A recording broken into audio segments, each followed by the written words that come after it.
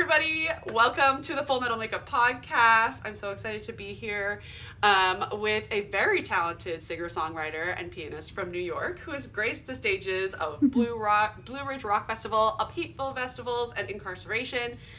She's been hustling since 2017 with incredible vocals and stunning orchestral aspects to her music. Her most recent release, The New Unknown, has definitely been on repeat in this house. Please welcome Alyxx to the podcast. Yay! Hi. I'm so excited. That was an awesome intro. Thank you. Oh, thank you. With my stuttering and everything, it's so great. We're doing it live. It's fine. But thank you so much for being here. I'm so excited. Of course. This is fun. Yeah. I would love to know what palettes or what are you thinking of doing today? We kind of talked about it before hitting record, but what are you using? What's the vibe? So you said fun, so it's okay, I want to do something creative. So I'm going to do kind of a red wing liner, but I use the Sephora cream lip stain actually as my red liner because it stays on all day. And then I have this really old palette from Too Faced, the pumpkin spice one. Oh my god! Dude, I love this. It's so cute. And I barely freaking used it. Look at that. Oh, I barely used it. So I'm you know what? Let me pull this out. And yeah, I'm gonna do some fall inspired because it's 4th of July is over and I'm ready for spooky season. I'm ready for spooky season. Yeah, I get that for sure. Oh yeah. I don't know what I'm gonna do. I always do this where I'm I'm just gonna pick a palette and see what I do. This is from Shall We Makeup. Okay. It's a Sea Beauty brand, and it's all of these dark tones and I love that. wonderful multichromes and stuff. So we'll see what I do with it. Because I always do this. I'm always I'm gonna do something fun, and then I just pick a random palette, and I'm now I have no idea what I'm gonna do. But anyway, we'll get there. It's fine. Yeah, I end up taking a palette. I'm I'm gonna do something fun with all these creative colors, and then I pick the same 5 colors that I always use. Literally every single time. So hard not to. Okay. First off, I'm gonna look ridiculous. You've had bangs? Have you ever had straight across bangs? Yeah. Well, not since I split dyed my hair. No. Probably could. Because I'm gonna look crazy, but I always, to get it out of my face, I hate clipping them back. I always do a roller, so I'm gonna be smart though. Because the shape of them, I feel I always lose it, so I always I'm just gonna be this person the whole time. Okay, I straighten these pieces because I didn't feel like styling my hair this morning, and well, it looks like I straightened my bangs. It's a little rough. No, they look great. Don't mind me. Just don't mind me with my little roller to get it out of my face. I like it. Okay, let's hop in to the first question. When it comes to writing and your creative process, what does that look like? Where does your inspiration come from, and how do you go about the process of starting to write a song? So talk me through that. Yeah, so I usually try to start off with the chorus just because I feel the chorus is supposed to be the most the catchiest part, and also it helps me figure out where the range is going to be in the song because I don't want it to be too high. There's so many times I've started something on piano and I'm this sounds great, and then I tried to add a melody and I'm shit, this is too high. So I need to I usually start off with the melody idea first, and then I go from there. The New Unknown, I know my ranges, so that does help a little bit more, but I had a melody in mind, and then I just started, screwing on piano, and I came up with which is now actually the string part and the orchestra part in the background. But yeah, I came up with that first, and then the chorus kind of just it was the next thing it came, and then I had the whole song mapped out because I was I want it to be, I want the slow intro, I want it to build, I want a modulation, I want a breakdown, I want, I just kind of mapped it out weirdly, and then sat with my drummer who's also a guitarist, and he kind of helped me do that because I normally will program drums and guitar on my own, And honestly, I just really didn't want to do that. So we sat down together and we, planned it out. And it definitely was like 500 times easier. And, definitely brought more elements than I could have thought of because I don't play guitar or drums, but I have ideas. That honestly, like, I always am envious of people who are able to even like program like guitars and drums, because like me trying to mess around with MIDI is so difficult. Like, I really commend you for being able to even just do that. Like, I can't. Like, I can't. I mean, I never said it was good. I just said But, well, it's good. It's good because you came out, like, your songs are amazing. So, like, obviously they're good. Thank you. Of course. A lot of trial and error. And, like, where did, like, your drummer, because I did a deep dive into your YouTube, and we are going to go through your YouTube. Yes. Oh, God. And have you had the same drummer for the whole time? Because I think, like, the same people? Mm-hmm. Yeah. So. That's awesome. Actually, the first song I ever released is called Taking Over. And I released that in 2017. There was no plan. I didn't like the project I was doing before. And I was like, I have an idea. I'm just going to do this. So a friend of mine played drums, but unfortunately he couldn't make the video. So I had another friend come in and fill up for the video. And it wasn't until like later on that I decided to actually like try to pursue this whole thing because I had zero faith in myself. But yeah, so my bass player at the time is like, I have a friend, his name is Zachy, he's like really fucking talented, like you gotta meet him. And I was like, sure. So I met him in like I want to say like the end of 2017, 2018. And yeah, no, my friend was right. Like, Zachy's fucking incredible. And he's somehow managed to stick with me throughout the years. So yeah, since like 2018, we've been working together. That's incredible. It's always like, I don't know, I feel like with that amount of like time together, it feels comfortable like writing together, and I almost feel like you can even explore more than you like maybe wouldn't have been able to with like someone new every time. It's like when you find comfort with someone that you're able to really hone in and like explore because you feel comfortable with that person. You're like, you share the same brain. Do you know what I mean? Yeah, no, totally. And it's like you understand like where I'm coming from in terms of like writing and where the vision is of the song, and like it like you said, it's very comfortable. What am I doing? Yeah. So I just like looked and I was like, I don't film the process because it looks like this. No, literally, that's the beauty of this. Like, that's why I love seeing people's process. And I don't know, I like the vulnerability of like showing your bare face at the start too. That's why I kind of wanted to go into this, and I'm like, don't worry, I'm barefaced too. I love it. Minus the giant zit that I have on my chin. I'm like, really? Come on. Rude. Well, you're not the one sitting here with a roller on her head, so don't worry, you're good. I mean, I could technically. I do have slight bangs. But this is just because I got bored one day at like 3 a.m. Where did your love of music come from? So, like, what was your first memory of, like, damn, yeah, like, I want to do this? Like, is there, like, a artist that you saw? Was it, like, a TV show? Was it, like, what was the thing that made you go, like, I want to do this? This is what's happening. Well, I started performing when I was, like, 6. I used to do theater, and I was a dancer.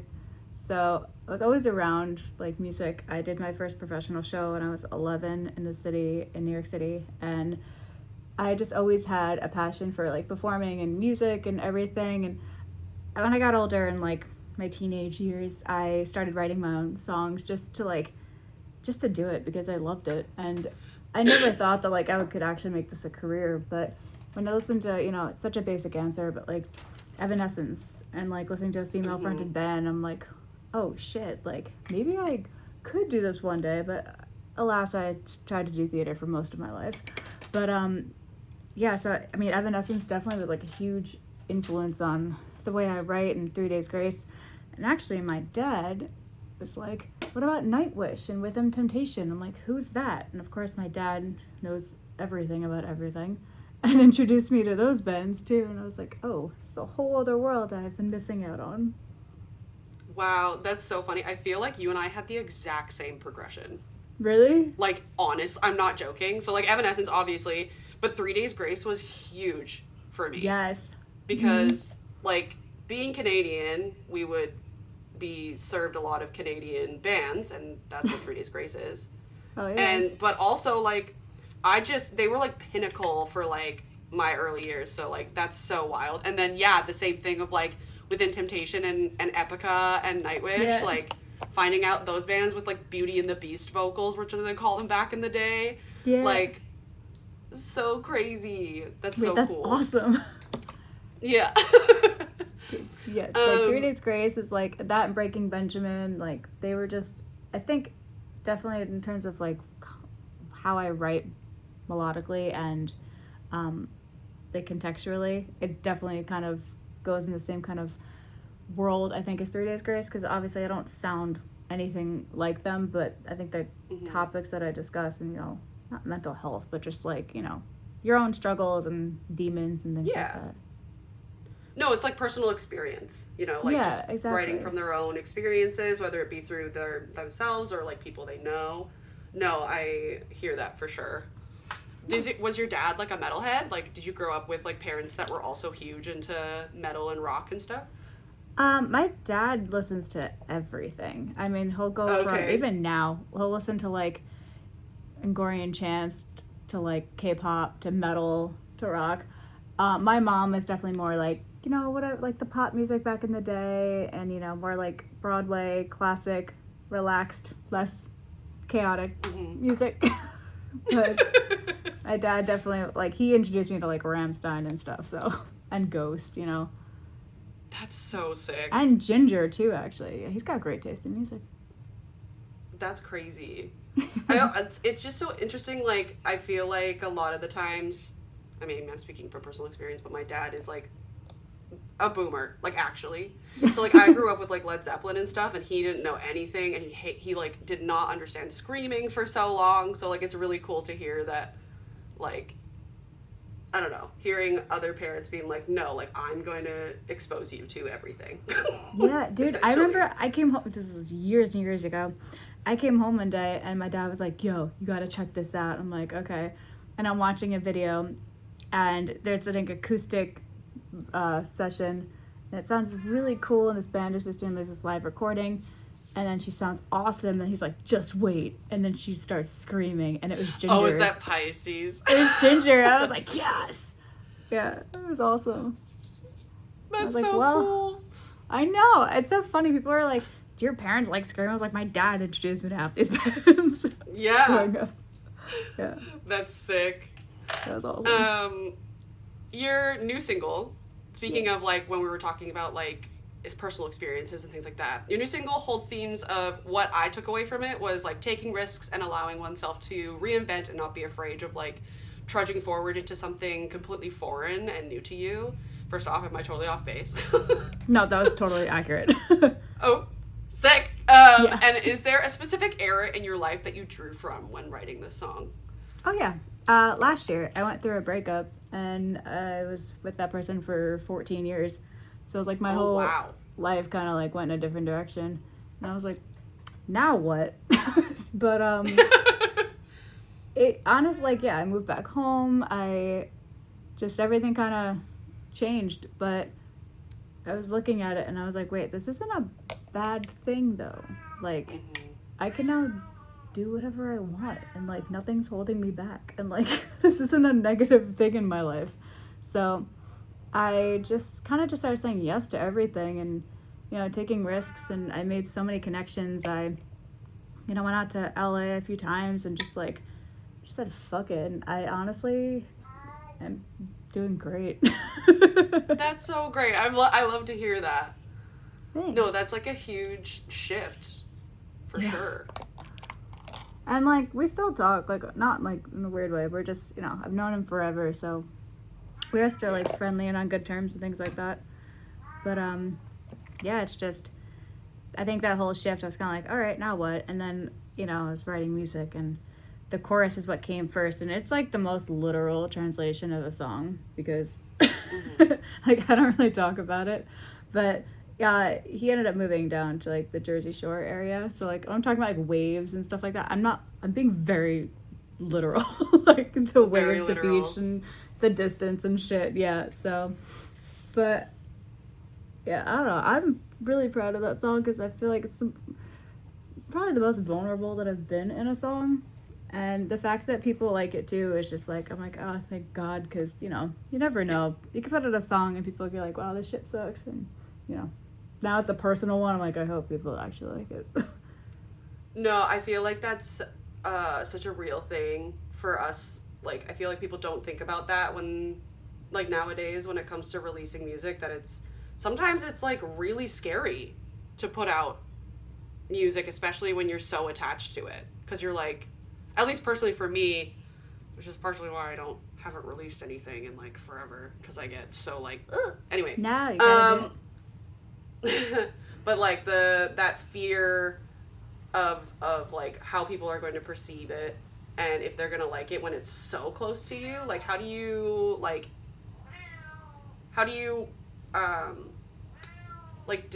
not detach yourself, but like how do you handle that? Like, I mean, people have really been enjoying it, but like, how do you handle that?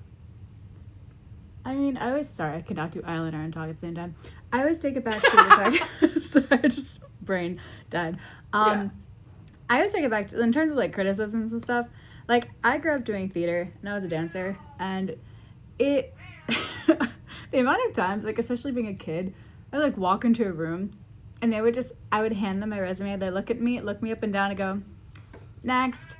So I was just like, I'm so used to like rejection and like people judging me for not even knowing me, and to me it's the same concept. Like, you can not like the song and like say whatever the hell you want to me, I do not care. Like, I don't really give a shit. If anything, I genuinely find hate comments hilarious, but you know, I also know that like you're never gonna please everybody in life, and I'm not trying to. You know, I like the song, I'm very happy with how it came out, and I'm really glad that people can connect to it. And if you can't, okay, there's other things in the world you can connect to, you know? So I don't take anything personally. No, I think that's like such a good, like, I almost feel like being in the theater industry and like the film industry has set you up so well for that then, because like I know that it can be so ruthless in that. Oh yeah. And also like the people, like, not throwing total shade, but there are some fake ass people in theater, and it's like every world, but I just remember being in like auditions and they'd be like, oh my god, hi. It's like, girl, no one talks like that. Relax. Like, we're not on stage. Chill. Sorry. Reggie. Sorry, my cat decided to join. Oh, hi. Hello. This is like his chair now. So I bought this chair because you can like push the handles down for like a cat to sit on, and now he will not. Like, he's like, yeah. Anyway, he's like, this is mine now, so yeah, this is my chair. Anyway.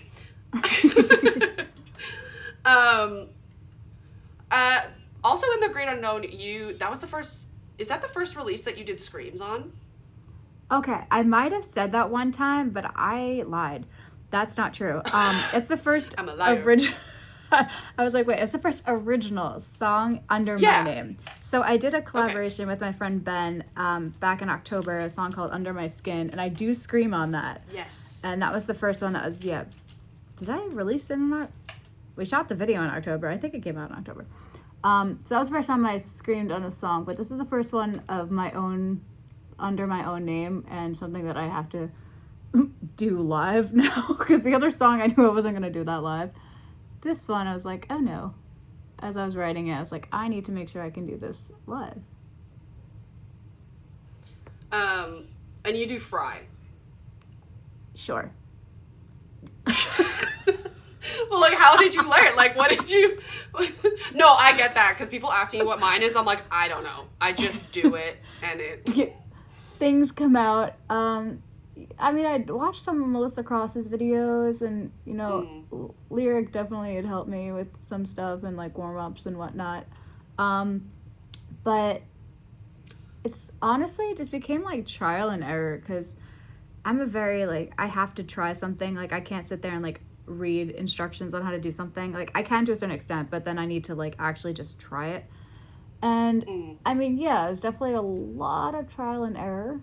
And then I just kind of, like, found a comfortable spot to, I think it's a fry. I mean, I'm thinking about it, but I can't, I don't know. I don't know if it's a fry. I think it's a fry skirt.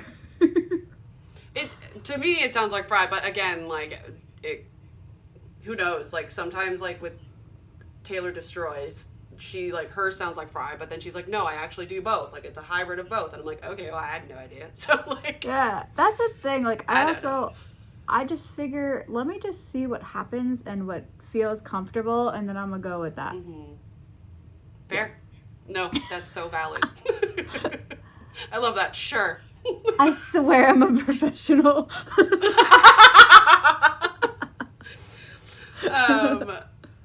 Yeah. That was, did you do that, on the Living Dead Girl? Yeah. Tour as well? The song? Is that the first time you had to perform it? No, the first time was actually, I opened up for Stitched Up Heart back in March. So that was the first time, yeah. That was fun. I was like, so I've been singing since I was like 6, so like that's a very comfortable place, but then trying to, like, it's a different world, you know, going from singing to screaming, it's not the same thing, regardless of how long you've been doing, like, singing. So I had to, like, switch mindsets, and it was like, I don't know, it's just something you have to practice, like, switching back and forth so quickly, and it's like, the people that do it so effortlessly, I'm just like, damn. One day, but, you know, again, it's like anything, you just have to practice, and I'm new to screaming. I just learned how to scream really, like, last year. Well, it sounds great for, like, having only done it for a year. Like, I know that there are some people where it takes literal, like, 4 or 5 years to, like, get it down, so, but it would make sense because you are very professionally trained, so you know your voice really well, so that actually makes a lot of sense. Thank you, yeah. I was always scared to try because I was like, I'm gonna fuck this up somehow. But then I was like, why am I, again, the new unknown, why am I scared? Just do it, so. Just do it. Yeah, that's almost, oh, I love that. Oh, it's a sign. It was a sign. It was a sign. If there was, this is like a kind of a random one. I love it. If there was an artist, living or dead, that you could collaborate with, who would it be and why? Ooh. Honestly, I have to say Adam Gantier, 3 Days Grace. Mm-hmm. That would be so cool. His voice is so unique. It's so distinct. It's like, so good. And, like, we would sound great together. I agree. I fully agree. For the record, just, like, pointing out, I genuinely respect him and like him as an artist. I don't want people to be like, oh, that's creepy. But I just genuinely think that we would sound good together. And I don't know. People are weird, man.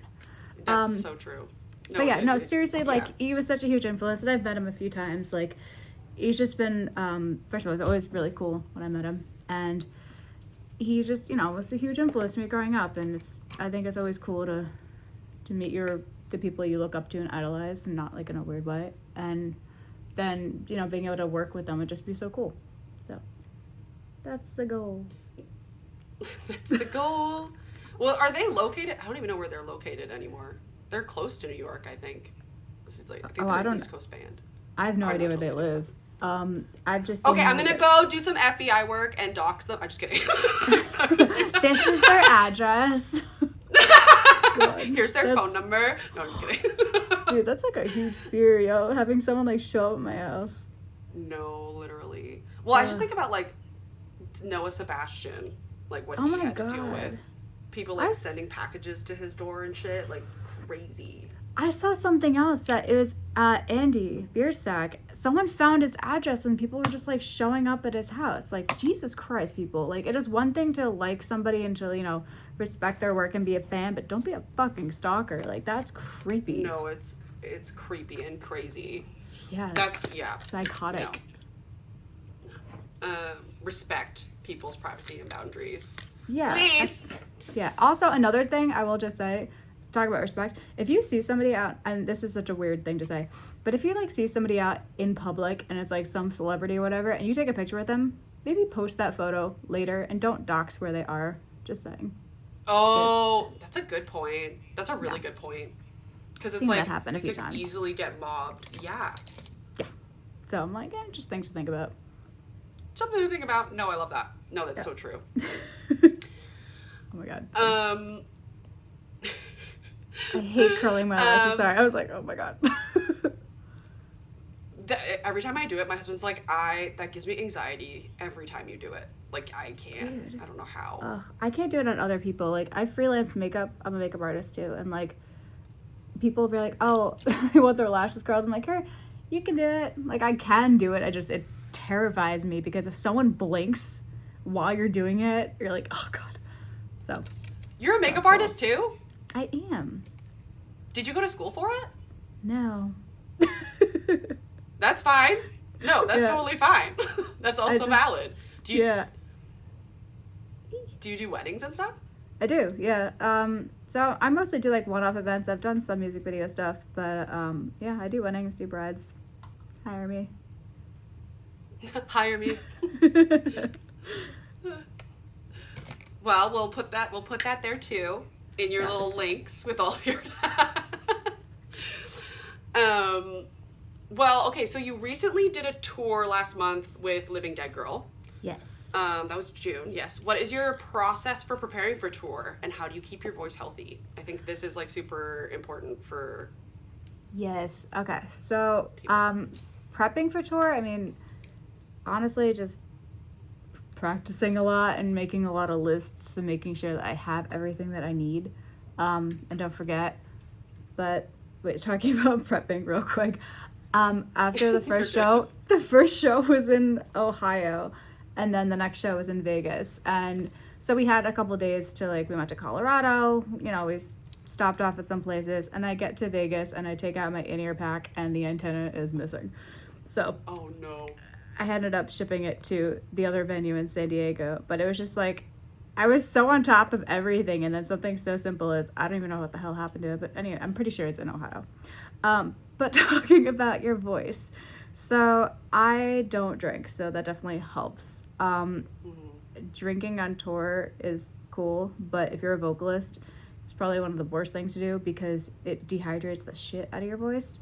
And if you do it, just make sure you drink a fuck ton of water and like liquid IVs and stuff like that. But I use that like vocal mist steamer a ton.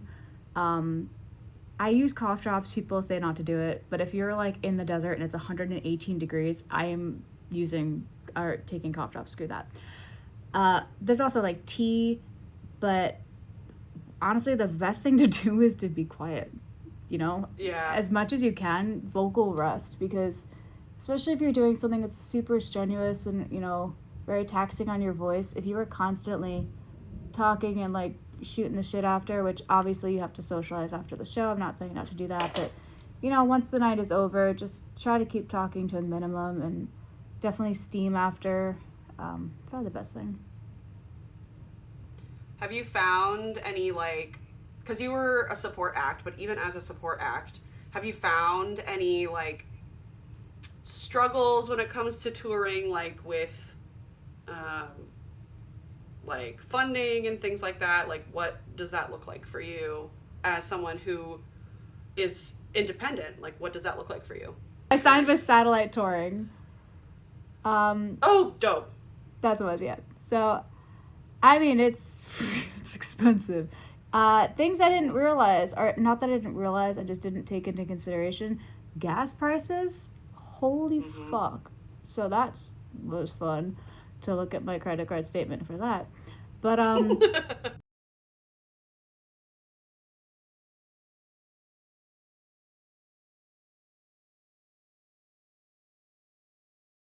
it's just, I mean, yeah. So I am independent and it's me. So I fund everything. So it's definitely an expense. I just suggest if you're independent, don't tour just to tour.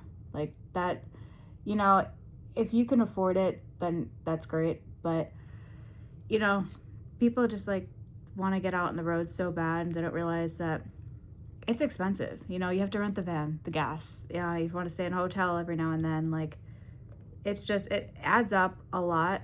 Make sure you have a ton of merch with you. But at the end of the day, like, it was such an awesome tour. Like, my band's amazing. Like, everyone was just so chill and like, you know, it was just like a good vibe. We're all like kind of like brothers or sisters. Oh, I guess I just call myself a dude. Yeah, we're all brothers. Fuck it. But yeah, no, it was fun. It's just really expensive, and you know, being on my own after, it was like fuck.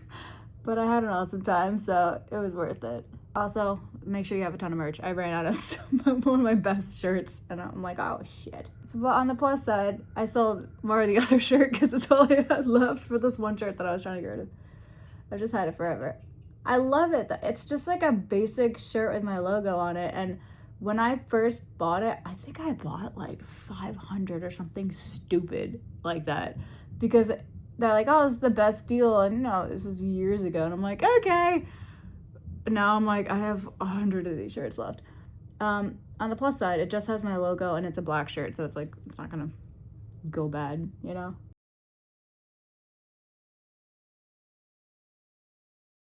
Honestly, this is gonna sound, I don't mean this to sound arrogant, but like a bobblehead, I think would be fucking cool. I did, I have a 5-finger death punch bobblehead, and it's not of them, it's of like the skull. And when I got it, I was like, this is so cool. I want one of me, and I think that would be fun. Somebody did make me a voodoo doll, and it was what was it? Yeah, it just as a voodoo doll of me in my outfit.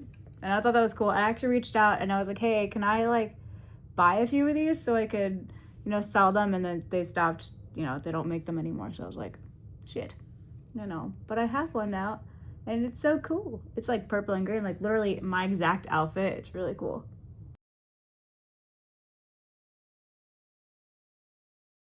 Like, it's so, what's funny, I'm a makeup artist, and that was never a thought. I was like, a bobblehead. Yeah, I mean, I would look crazy. If it was like a collab with like another like Melt or something. I'm trying to think of like another alt brand that would be like good quality and down for doing stuff like that. That would be cool.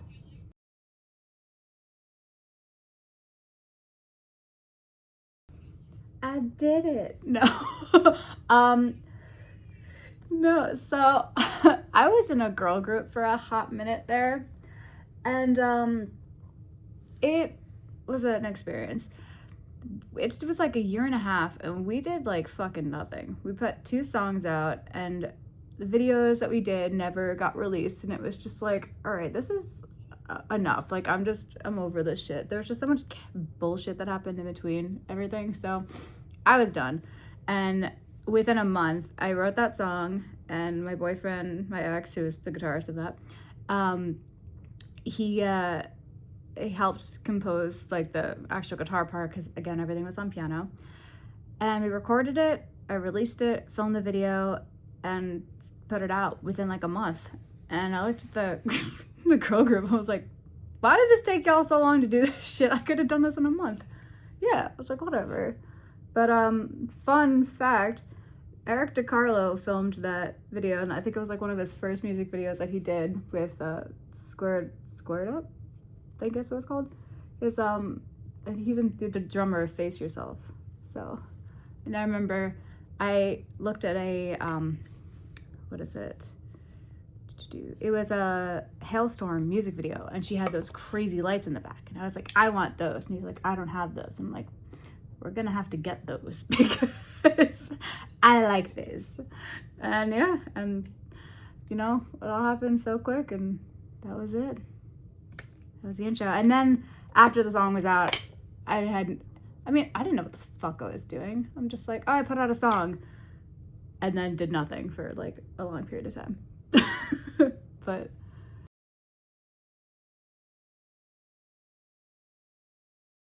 yep, And also playing out live.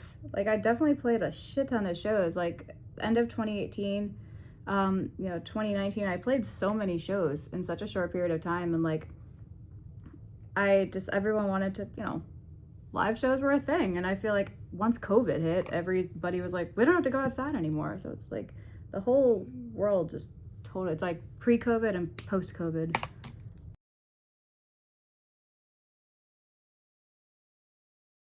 Yeah, because I did some of it in the morning, and then I was at the studio and I'm like doing it, and I'm like, I can't fuck this up. Like, if I screw this up, I have to take everything off. So I was just like twitching.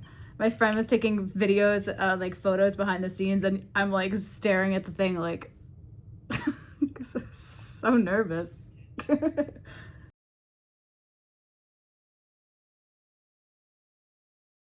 Yeah, I mean, makeup is just like a fun way to express yourself and just to be creative. And, you know, there's so many times people are like, you don't need makeup. It's like, first of all, no one needs makeup, but it's fun. I like expressing myself. I like doing fun colors, and it just like puts you in a fun vibe. And I think, in terms of videos, it helps elevate to the next level of being like, it's not just the song and the music, but it's like you transport yourself into the character of whatever you're doing, like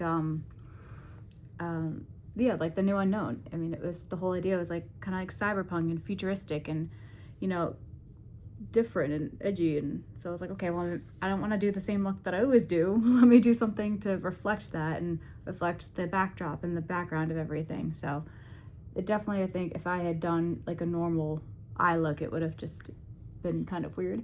Or even like Creature of the Night, I had like this orange, smoky, reddish stuff, which you can't really see that well because everything else is going on in there. But I wanted fire and flames in it, so I was like, okay, it's gonna be like kind of contrast, like the flames going on in the background.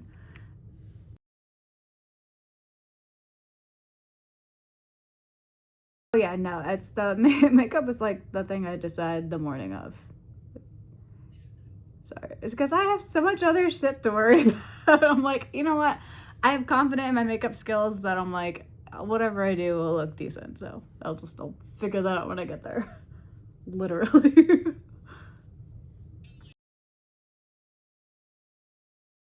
Loving the Patrick Ta, which is it's got makeup and shit all over it, but the Patrick Ta bronzer I love, and the blush.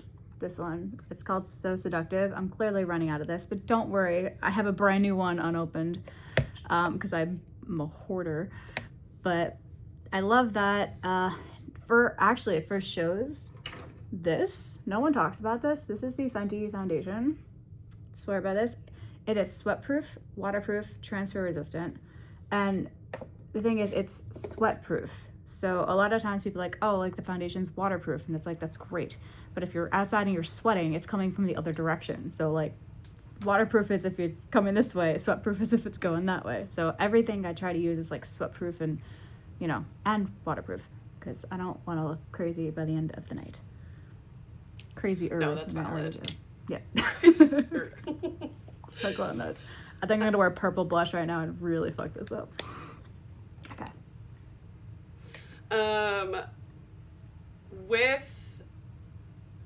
Actually, speaking of purple, I'm obsessed with your purple and green hair. Thank you. What? And you've had it for like 6 years now, right? Yeah. It's become my life. So, and like, have you ever considered other color, or is this forever, or is this like your brand? I think okay, so I've done every single color pretty much except pink because I don't like pink. Mm-hmm. But yeah, it was already like this lilac color. Actually, my hair is faded to pretty much what it used to be, and I got bored. So on my birthday, I put green on the other side, but it didn't come out 100% green at the time because I put green on top of purple, and it had some blue and some other kind of rainbow colors going on. But yeah, I was like, oh, this is cool. And I was experimenting and like making it darker and like a deeper green. And now the trick, by the way, is a yellow, orange, and a blue to make this, which is why this has Never Fades. But yeah, I don't know. It kind of accidentally became a brand, and now I just can't picture myself with anything else. No, I also get that. cannot 'Cause multitask. I'm trying to talk and do blush. And I'm like struggling. I'm like, help. Fuck. Because like I understand that, because like I had that red hair for so long. I love the red. I know I do too, but it like I'm sure you struggle with this too, but it bled everywhere. Like really? I don't know if you struggle with that. It No. did. It bled everywhere, and I could not get a handle on it. And like every time I went to like a hotel, I was like, they're gonna charge me. They're gonna charge me for like towels and pillowcases and everything. So like it was just, yeah, it was. Wait, what dye did you use? I used Arctic Fox. And that bled? Oh. What? I think it's just red in general is just prone to bleeding more. Maybe. It's possible. I mean, I used to be like, bright. Actually, I had almost the same color red for like a hot minute there. Oh, really? Yeah. I didn't do it though, so. I do this. My friend did it, so it was like actually done. Like, well. Oh, that correctly, probably. Because Yeah. I just would slap it on and then like pray, essentially. No, I'm very fortunate that my hair doesn't bleed. I also think my hair just like I said, I haven't dyed this in 6 weeks, and it looks like this. You can tell by my roots. But we're not gonna talk about that. I think my hair just accepted it. Yeah. Yeah, I don't know. Mine will not let go of the red. That's why I had to go so dark. Yeah, red is hard to get out. Yeah, it is. It's very hard to get out. Yeah. We kind of like talked about this already, but you did a mini cover of Defying Gravity. Did. So you're a musical theater fan. What is your favorite musical? Honestly, I have to say, Wicked and Rock of Ages. Rock of Ages. I haven't seen that one. So Rock of Ages is a jukebox musical, and it's literally all songs from the 80s. And I actually auditioned for it a few times, and I almost booked the Norwegian cruise for the lead, and I almost booked the national tour for Waitress Number 1 and Understudy for the lead. And then I booked the girl group, and I stopped doing theater. Oh. But, yeah, that was like, I got to a point too, because I was tired of auditioning for shows I hated, so I just auditioned for things that I liked. And I mean, I have more of a rock voice, so I kind of was always going into that direction anyways. And yeah, I would always say I'd always only go back to theater if I did Rock of Ages or Wicked. And Wicked is probably never going to happen, but Rock of Ages, I feel like I have a better chance of doing that, so we shall see. What does that process look like? I feel like auditioning and stuff, like, because you're in New York, so that makes things a lot easier for you because Broadway's right there. Yeah, definitely makes life easier. It depends. I mean, for example, when I auditioned for I think it was the cruise for Rock of Ages, the company was also auditioning other shows. So there was Sister Act they were auditioning for, How to Succeed in Business Without Really Trying, and Rock of Ages. And I went to the dance call first, because you either go to a dancer call or a singer call. So the singer call, you just obviously sing like 30 seconds, and then the dance call, they'll teach you a combination and then go from there. And I'm also a dancer, so I just it depended on like what time worked better. I would just go to either one.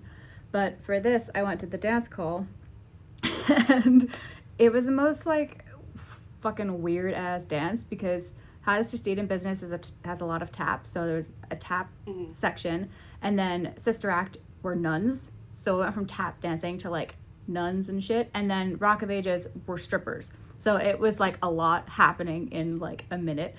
I just remember leaving being like, what the fuck just happened? But anyway, they had me come back in, so after you dance, they'll be like, oh, so and so, like, come back and we want you to sing now. So then you sing like your 30 seconds, and I sang Photograph by Def Leppard, and I sang it like a lot higher than the song normally goes. and the guys were really impressed. And they're like, wow, like, you're great. Are you new to New York? And I was like, I've been here for a long time. I'm just like, fuck. So it was both like nice to get acknowledged, but also like, fuck my life. I've been doing this for years and oh my god. It was really funny. But then, yeah, then they just, I kept getting called back, and then they'd be like, oh, come back and we're gonna have you dance again. So then they taught us more choreography, and then I had to come back, I think, either the next day or the day after, and they gave me a bunch of scenes that I had to learn and more songs to sing. So then they just basically just start kind of implementing the show to your repertoire, and then seeing how you are, and then like you can do like a song with somebody else who might be cast in another role. It's just like a lot of callbacks and going back and forth, and yeah, you either get it or you don't. And I know I got to the end of those because they were like, this is the last callback, and I'm like, yeah, and then nothing. Yeah. So I'm like, fuck. Oh. But you know what? I say everything happens for a reason, because if I had booked the cruise or any of those tours, I would have never joined the girl group, and then I would have never had the confidence to like say fuck this and do my own shit. Yeah. So I can't get mad. No, I can't be mad at that. No, I love that. And do you think that you would ever incorporate dance into your like music videos in the future, or like anything like that, to your show? Yeah, it's funny because I for so long was like, I need to distance myself. Like, this is metal. This is, and I think, just like the Cherry Bombs and, like Little Miss Nasty and those other like girl like groups that dance and incorporate metal and stuff like that. I think more so when I sing live. Like, I do a lot of like weird kind of like weird movements like that, and it looks, I don't know if it looks weird, but to me, I'm like, I did a lot of contemporary dance, and I was a ballerina for a while. Like, this is a natural way for me to move. So I feel like I've been slowly kind of getting more comfortable with just being like, this is me. Like, this is how I move. And I kind of want for my next video, honestly, to like have some sort of dancing in it, like some like almost like burlesque or something, because I do that too. So no. Ooh, and burlesque would be, that would be a vibe for sure.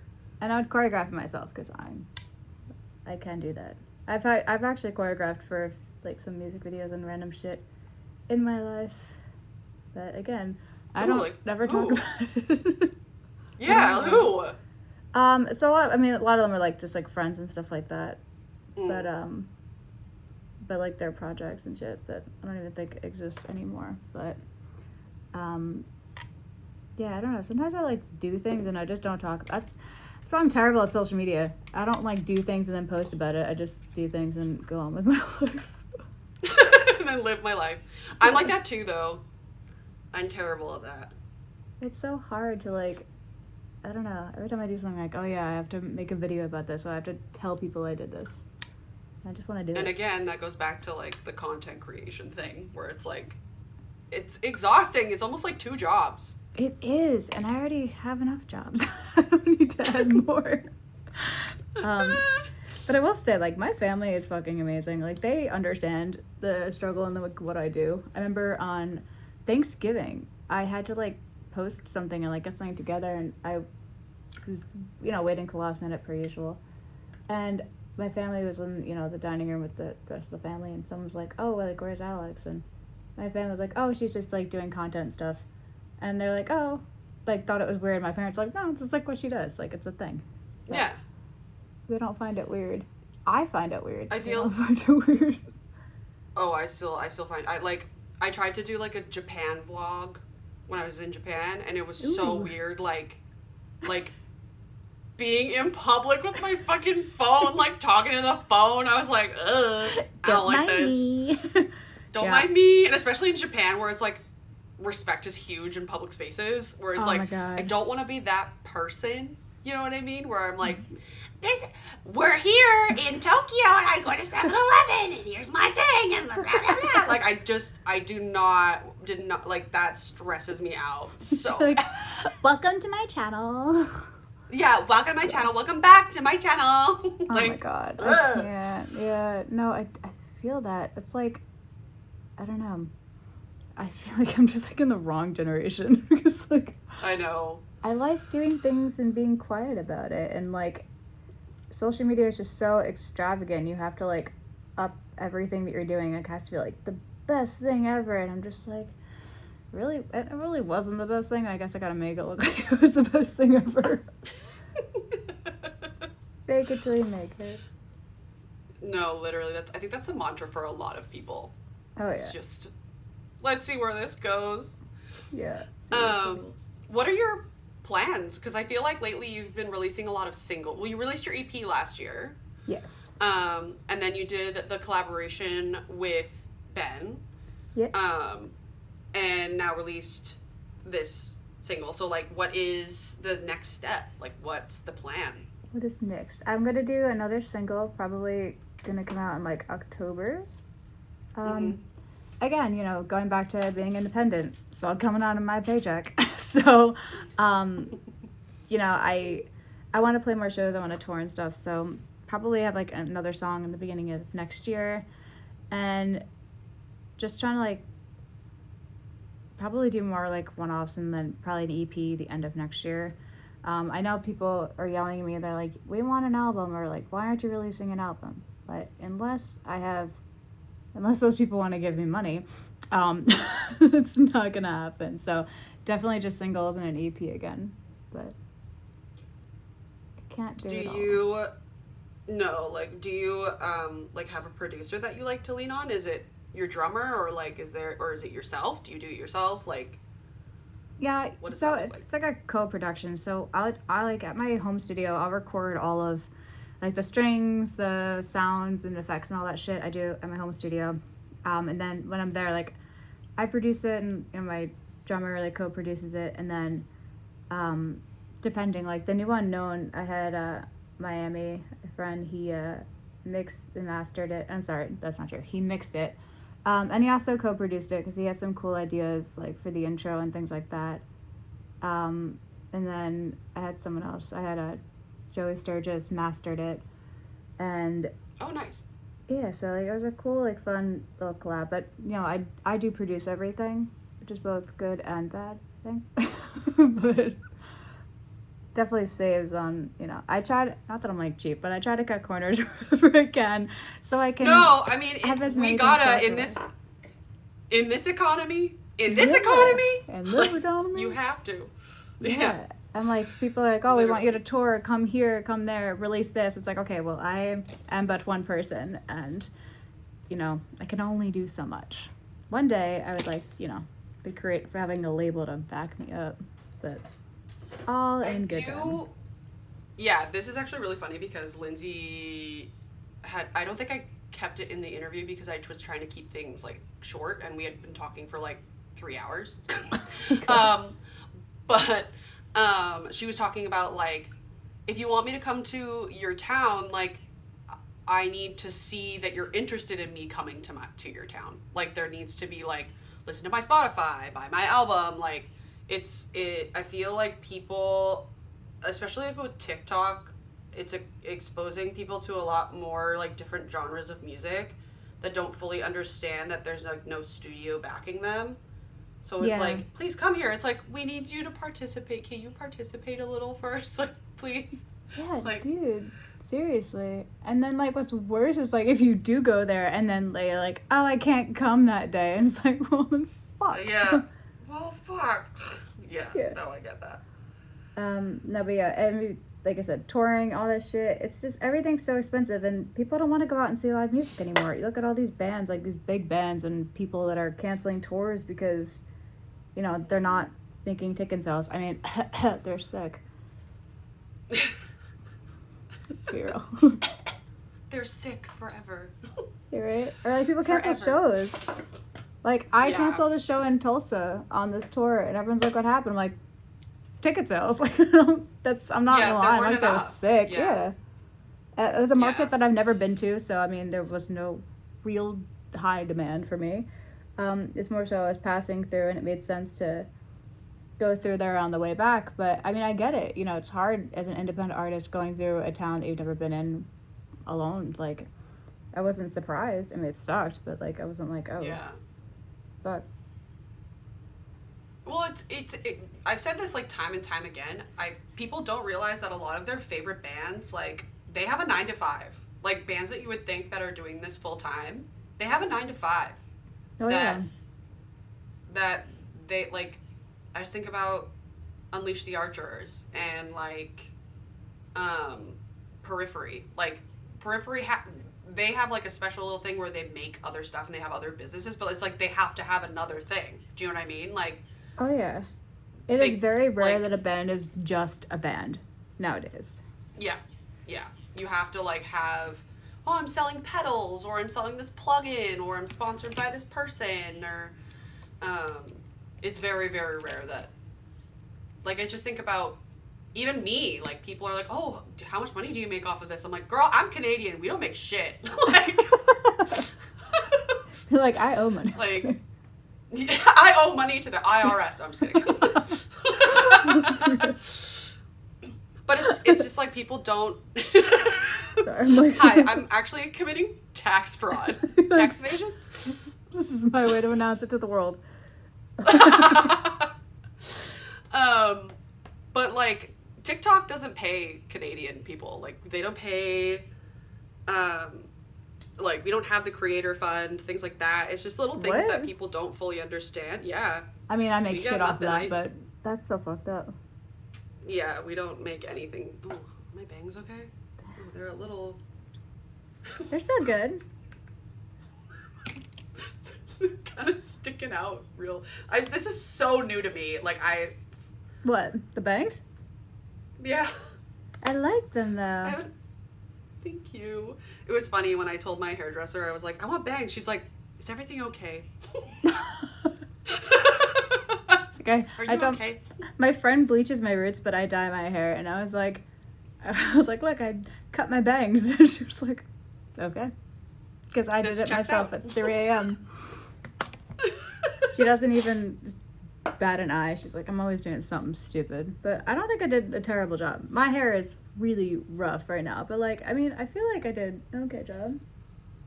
I am jealous of your. This is all extensions. These are all fake. Really?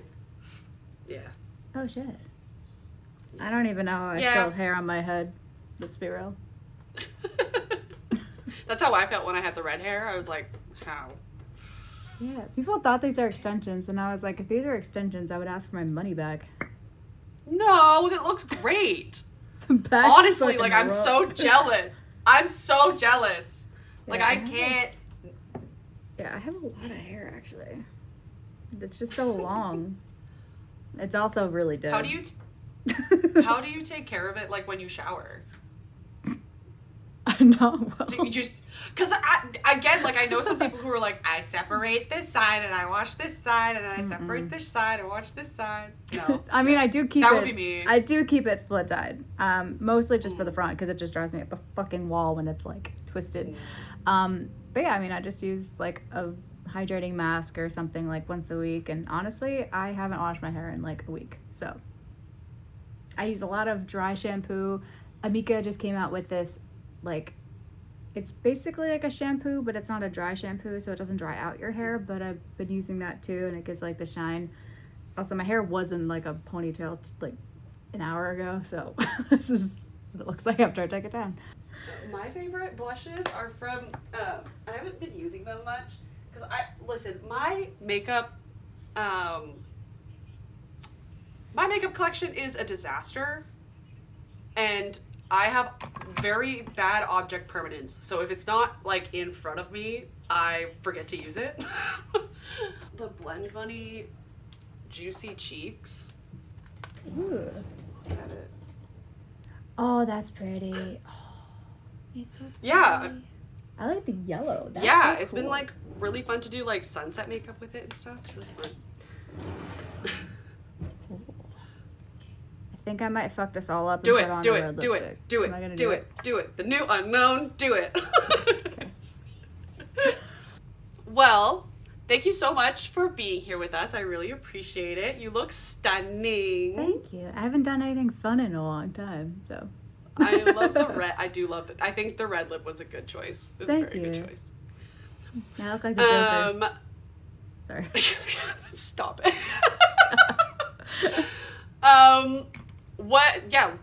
Tell the people where they can find you, what's coming up, what's happening. And anything else you want to plug. Yeah. So, hi. You can find everything. Sorry. You can find everything. I'm great at this. You can find everything at officialalyxx.com. That is ALYXX. I'm going to be performing at Upheaval Festival next week at Inkarceration Campground the day after. And yeah, just gonna have new music, some fun announcements coming up, and some new show announcements. So stay tuned. Hey.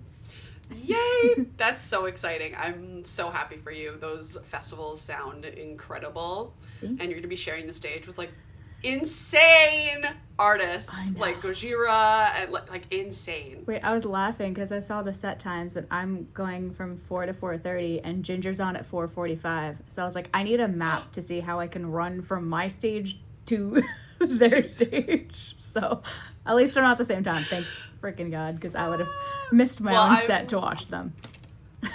I'm manifesting that you get there in time, and even if you miss the first song, just you're there. It'll be such a good time. Yeah. Well, thank you again so much for doing this with me. It was so great to get to know you more and like hear your story. I love it. And to everybody watching, please leave in the comments down below who else you would like to see on this podcast. I don't know what I'm calling it yet. If it is a podcast. And I'll see y'all in the next one. Bye.